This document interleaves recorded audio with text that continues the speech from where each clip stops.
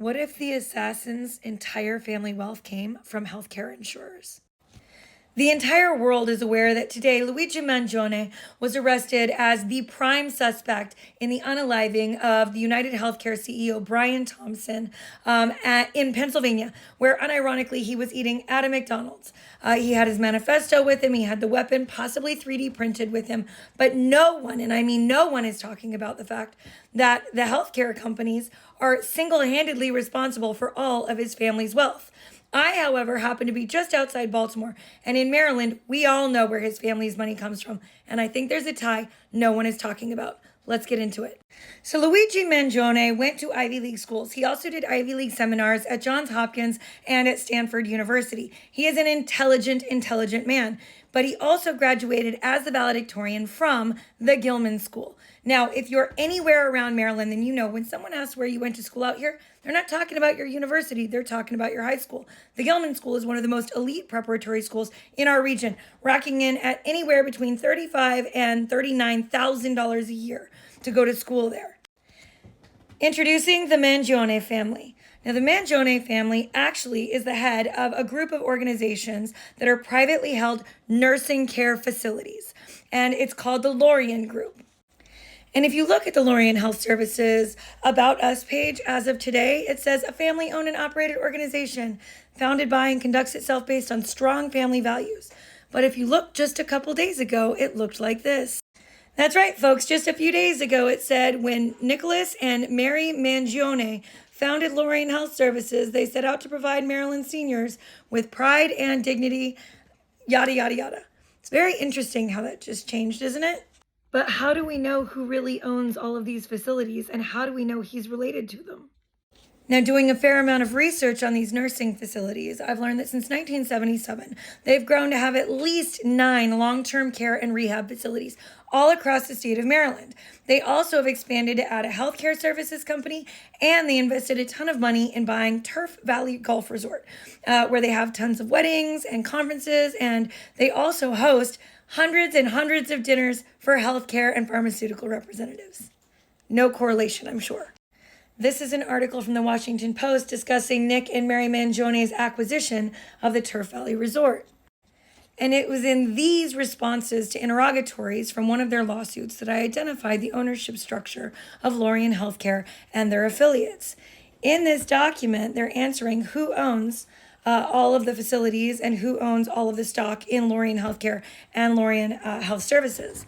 And they identify it and say that the 10 adult offspring of Nicholas and Mary Mangione, listed as Louis, John, Rosemary, Linda, Lisita, Nicholas, Joanne, Peter Mangione, and Francis, and Samuel, and Michelle, each own a 10% stake. Now, in this same set of interrogatories, they identify the specific breakdown of the shell corporations and which corporations do what with which facilities.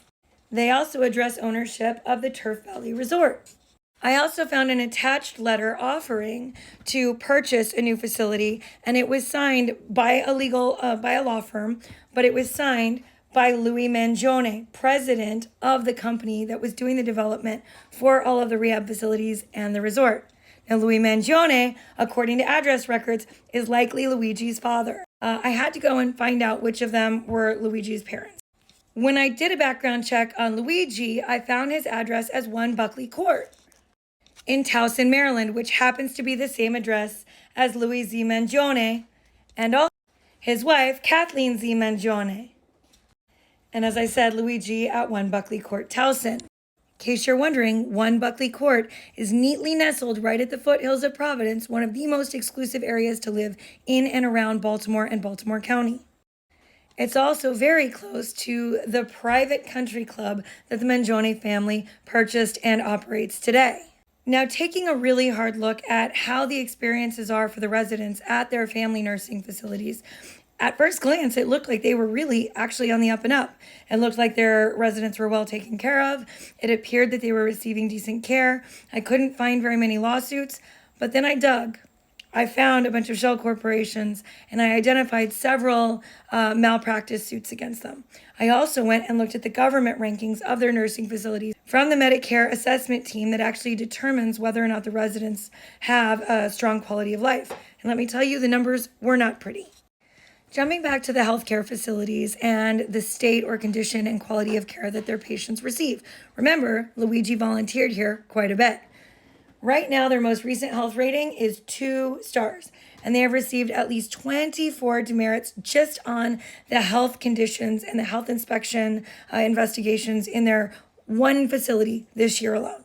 If you look here, it says the average number among similarly sized nursing homes in the United States is 9.6, and they've received 24 demerits just this year on one facility. According to this, they're squeezing 112.7 patients on average into a facility that the average in the United States holds 81. But this is where the percentages really start to upset me. As you know, I have done a ton of research on private equity in healthcare. And right here, you're going to see the percentage of long-stay, low-risk residents who lose control of their bowels or bladder, which has to be marked every time it happens for Medicare to pay for their bills. 83.2%. The national average is between 48-ish%. That means that of their low-risk patients, almost 85% of them do not get taken to the bathroom in time to use the facilities and are forced instead to go on themselves or in their bed or in their diapers or whatever they have them using. But they are not taken to the bathrooms 84% of the time. This is the ownership of the facility so that you can see that these stats are for one of their facilities, Lorien Health Services, right here. And if you look, it's got their contact information right here. I'm not saying to use it. Do not use it. And it also lists their ownership, and here it is. We have Michelle, Rosemary, Linda, Joanne, John, Louis Mangione, Nick Mangione, Peter, Samuel, and Francis, the 10 siblings, each owning 10%, as stated in the article I posted before. Now, that's 1 out of 9 of their facilities. And I know what you're thinking, well, how do we know that Luigi cares at all about what's happening at his family business that has grown and grown and grown? Well, if you look into his LinkedIn, or you did before they took it down, it shows that he regularly volunteered at Lorien Healthcare Services. I give you Exhibit A, one of the instances where he did some volunteer work at his family business. Now, if you look at the notes that have come from the releases today of the manifesto or the documents that were with Luigi Mangione at the time of his arrest, the documents apparently said these parasites had it coming. I do apologize for any strife and trauma, but it had to be done. I am not informed enough to analyze whether he allegedly did what he's being accused of doing or why he did it. But what I do know is he was an incredibly intelligent individual, graduating valedictorian and then later cum laude from very prestigious institutions. His social media feed reads like a philosophical challenge board. And as somebody who has a degree in philosophy, I was actually kind of shocked by how much of his posting actually overlapped with a lot of the stuff that I read in school. I do know that we may be dealing with the possibility of an identity rebellion, or we could be dealing with an ideological, ethical awakening. I know that online he frequently posted about utilitarian versus virtue ethics. Now, if you're not familiar with that concept, utilitarianism is the greatest good for the greatest number of people, regardless of what it takes to get there. Whereas virtue ethics say that an act is good only if a virtuous person would do it. He said that unequivocally, he tended to lean towards utilitarianism, saying that actions justify the outcome if the change was positive for the most number of people. That kind of speaks to where we're at. So what do we know? We know that this guy was caught eating at a McDonald's with everything the police needed in his backpack. We know that he had very specific things written in that backpack that suggested that what he did needed to be done if he in fact did it. We also know that all of his family's wealth, and their wealth is substantial, came from the very same healthcare companies as Brian Thompson was the CEO of. And they have significant wealth. Among their shell corporations, they own dozens of businesses and a resort that houses thousands of acres of prime real estate in the middle of one of the most expensive states to own real estate in the United States. We know they owned homes in the most exclusive and expensive area in Maryland, and Maryland has several of the most expensive or the highest earning counties in the United States. We also know that if you watch his social media, at a certain point, Luigi Mangione began to talk more and more about the importance of society doing more good for more people. And he also cited frequently authors that advocated for the same. I would not say any of his postings leaned left or right, generally more like up versus down. Considering he was absolutely part of the up, it's an interesting quandary. We also know that while his family business looks to be an altruistic endeavor that's there to serve the patients and their families as they claim, their rankings show something different. It shows an area where too many patients are crammed into too small a space with too few nurses with bad health conditions, and they're left to sit in their own feces and their own urine. That reeks of profit before patient. And considering that all of their family wealth relied on these exact same insurers to keep that money flowing, it's a bold statement if that's in fact what he intended. Regardless, it is never okay to advocate for violence, and I'm not doing that on my channel.